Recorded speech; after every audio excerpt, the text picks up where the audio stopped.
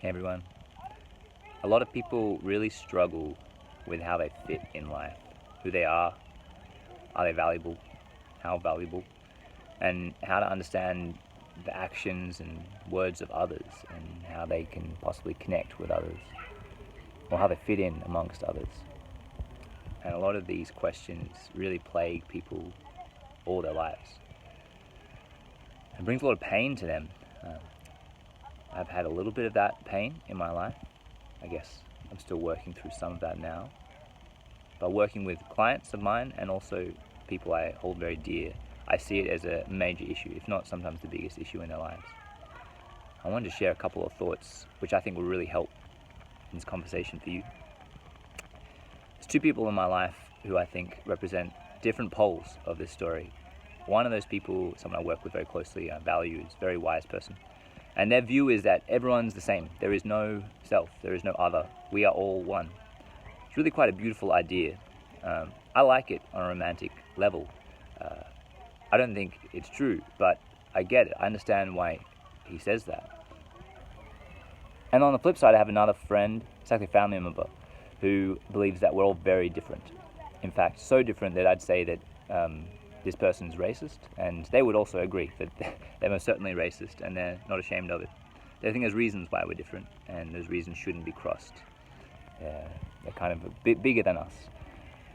But what's interesting about both these two people is that's their stated beliefs, and yet my racist family member, when he meets someone of a different color, different race, different origin, and finds a way to connect with them, which is not too uncommon, they'll chat for hours. In fact, they'll sit down over a meal. They'll find more commonality and more sense of connection than I think he has with almost anyone else, because he doesn't have a lot of friends, sadly.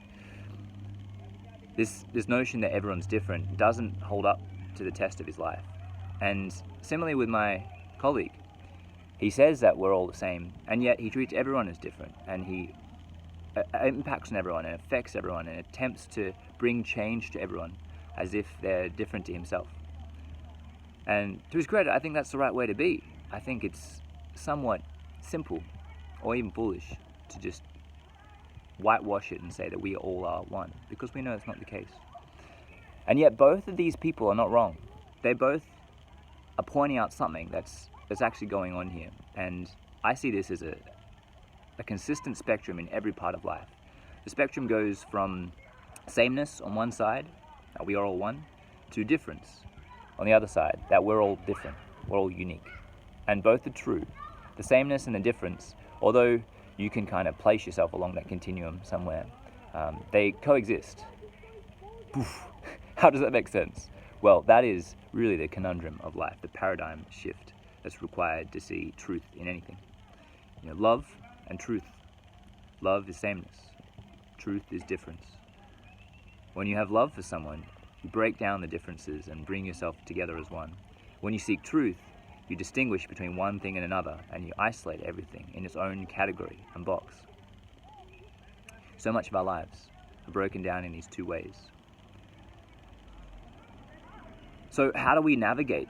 What one philosophy can accompany both sides of the spectrum? Otherwise, you end up with a political ideology that only half of the population can adapt to.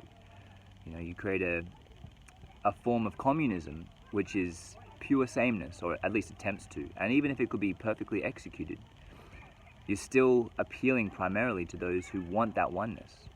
And then you could go to a complete individualism, or a Puritan capitalism, which focuses on everyone's individual responsibility, and in some ways no sense of responsibility for the other. Again, an extreme. And again, it has some value, but it would only gravitate to, or only some of the population would gravitate to that, and many others will be left behind. So political ideologies typically will lean towards one side or the other and struggle to accommodate both. The only way that you can really bring any form of ideology to bear that can weigh up to both of these is to take a personal ideology, one that's going to start with your human heart, because my human heart and yours exist both in the realm of sameness and difference.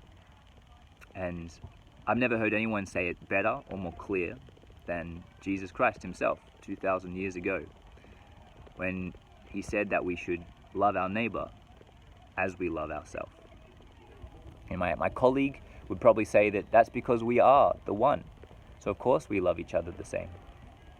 And my family member would say that that's because we're so different, that we need to learn to love one another. And they both are true. But where this really lands, and this is probably the challenge, is that each of us have actually personality preferences towards one of these sides.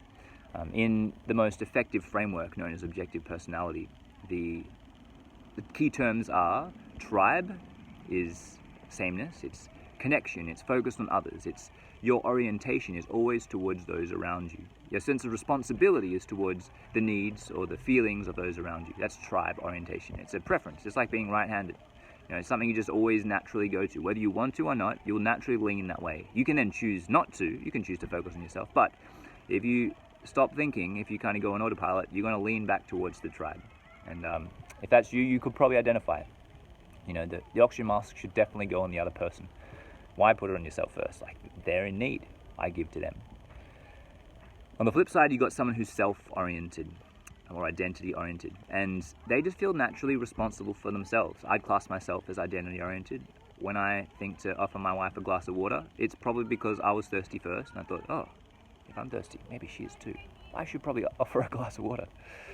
And hopefully, many of you out there can recognize that even if you're a caring and compassionate, understanding and non-selfish person, you might feel that your first priority is naturally yourself. You don't have to push yourself to care for yourself or do what you want or focus on how you feel. It's just there. You know how you feel. You know what you want. You know what works for you.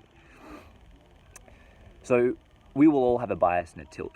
And what's beautiful about what Jesus said, that we should love our neighbor as we love ourselves, that we should love the other as we love ourselves, is that it hits both categories. It ticks both boxes. If we're naturally loving the other, and that's easy for us, it's natural for us, we've always bent ourselves around doing that, then the call and challenge is to love ourselves just the same. And in fact, it's almost impossible to love the other if we do not love ourselves.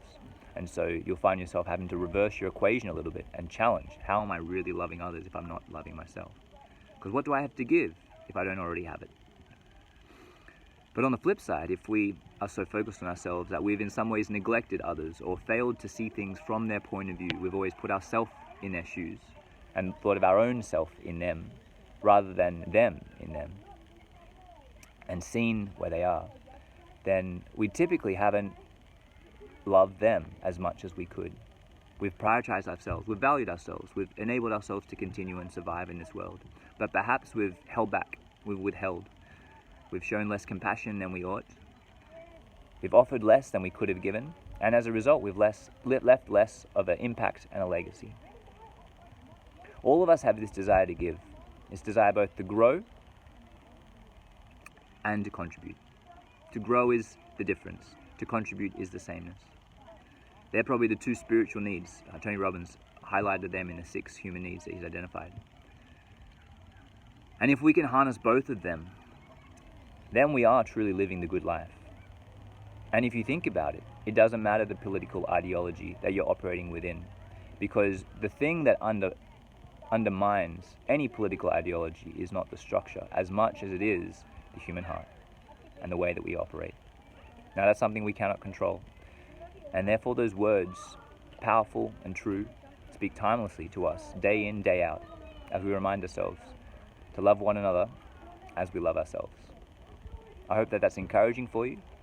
I hope for those of you who've not heard or listened to that message very often, might shed some new light to the person of Jesus, or perhaps to his message, even just to a part. And for those of you who've heard that many times before, but perhaps haven't found a way to land that in your own life, in your own personality, in your own bent, in your own philosophy, that it gives you a fresh perspective of how to live Christ-like, of how to bring the kingdom of God to this earth, of how to live a fulfilled life and to be the best that we can, and to share that with those around us together. All the best. Much love.